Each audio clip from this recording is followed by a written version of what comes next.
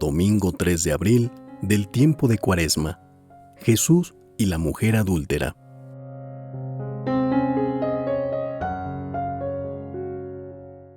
Feliz y bendecido domingo, querido hermano, querida hermana.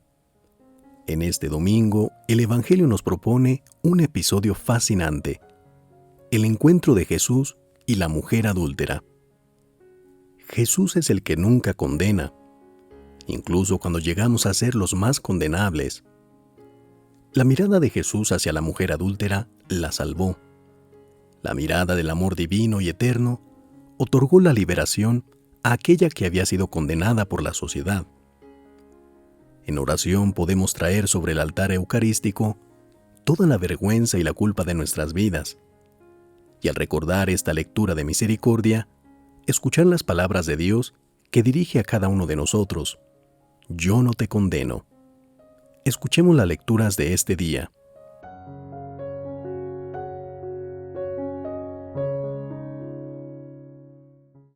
En el nombre del Padre, del Hijo y del Espíritu Santo. Amén. Oremos. Te rogamos, Señor Dios nuestro, que con tu auxilio avancemos animosamente hacia aquel grado de amor con que tu Hijo, por la salvación del mundo, se entregó a la muerte. Por Cristo nuestro Señor. Amén.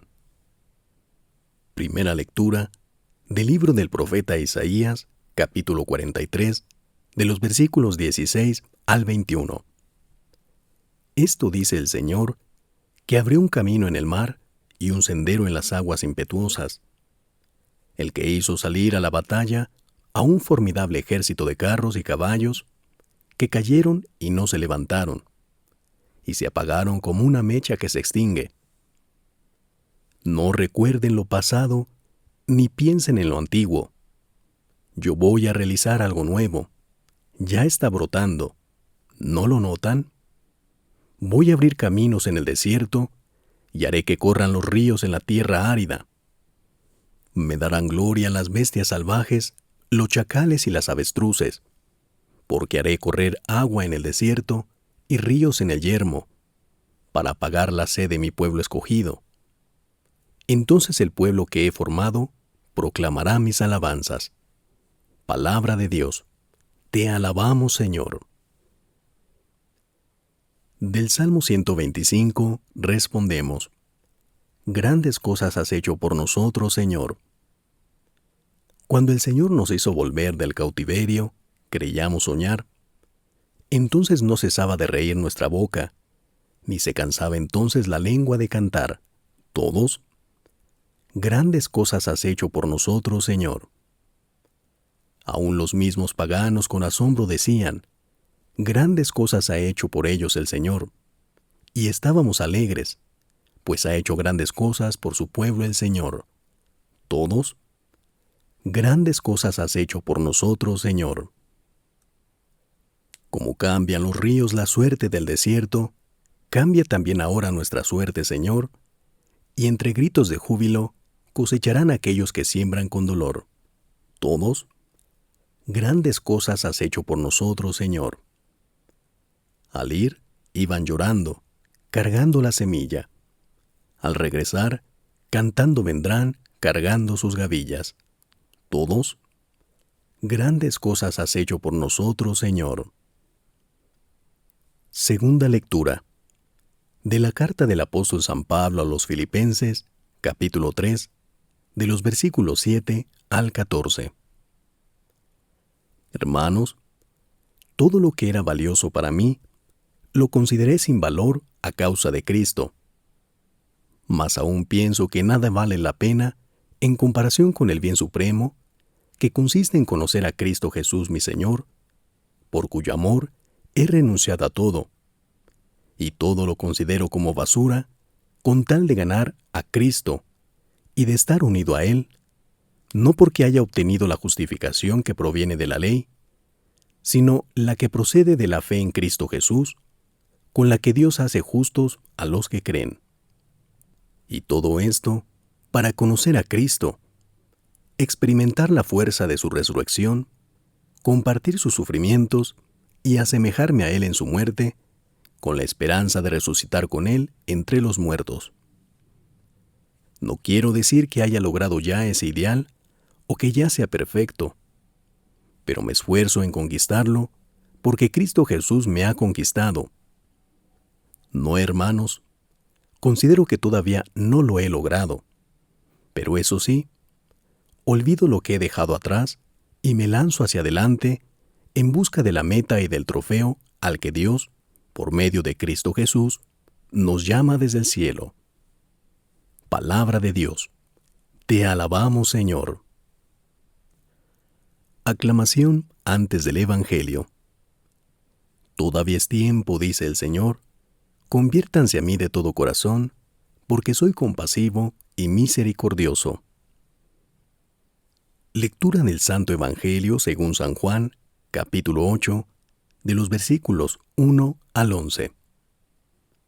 En aquel tiempo, Jesús se retiró al monte de los Olivos, y al amanecer se presentó de nuevo en el templo, donde la multitud se le acercaba, y él sentado entre ellos les enseñaba.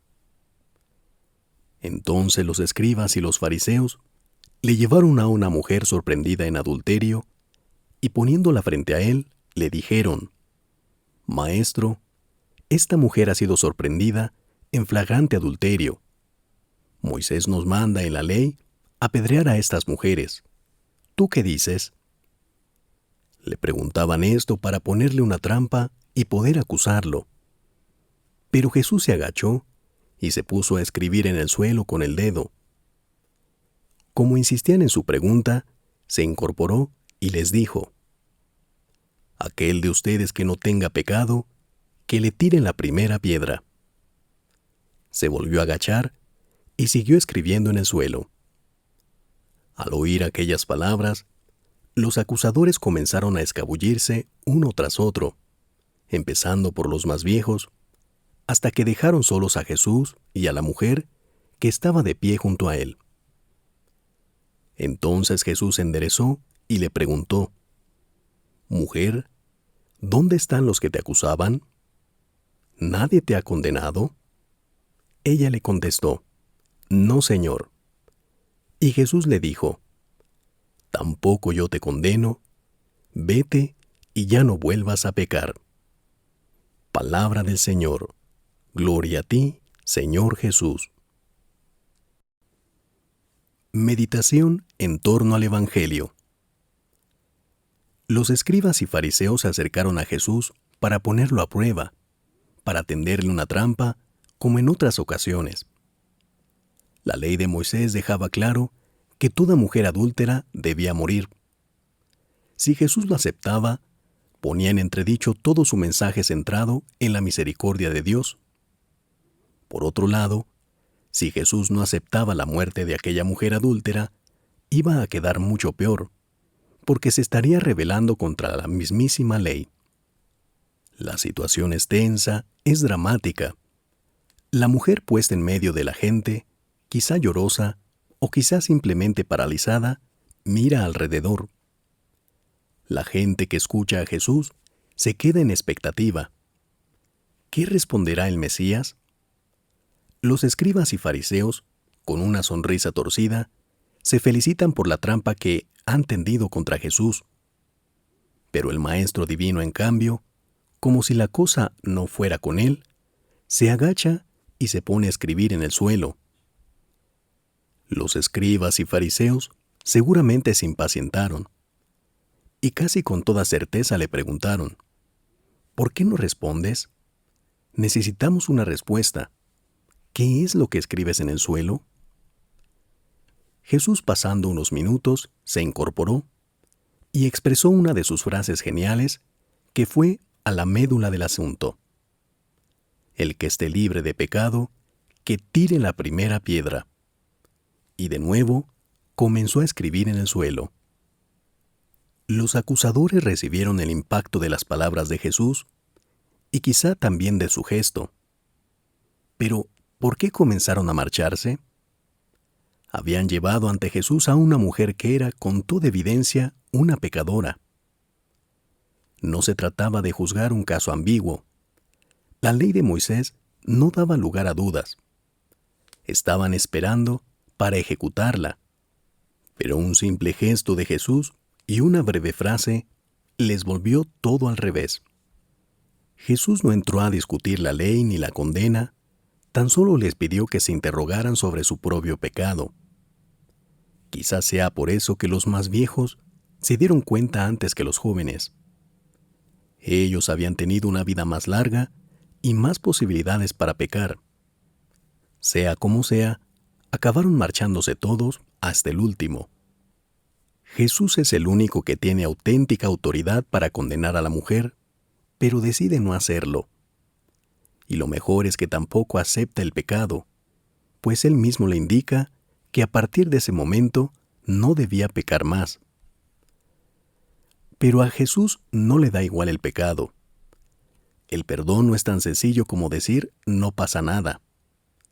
La ley de Moisés dice que el pecador merece la muerte, y Jesús no desmiente esta ley.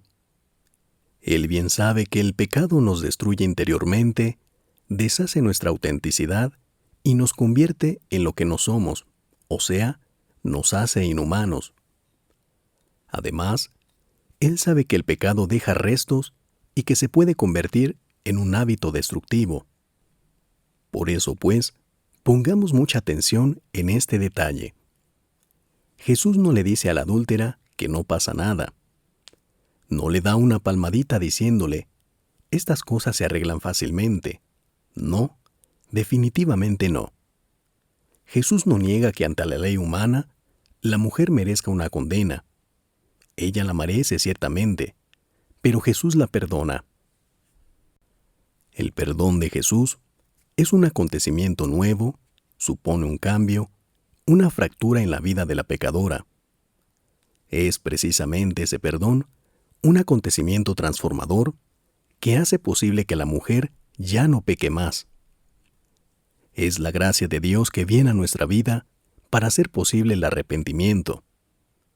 Y esto es importante porque el ser humano sin Dios no puede salir del círculo vicioso del pecado. Solo el amor de Dios nos da la posibilidad de romper el círculo vicioso de aquello que nos mata. Jesús, de hecho, carga nuestros pecados y da su vida por nosotros en la cruz.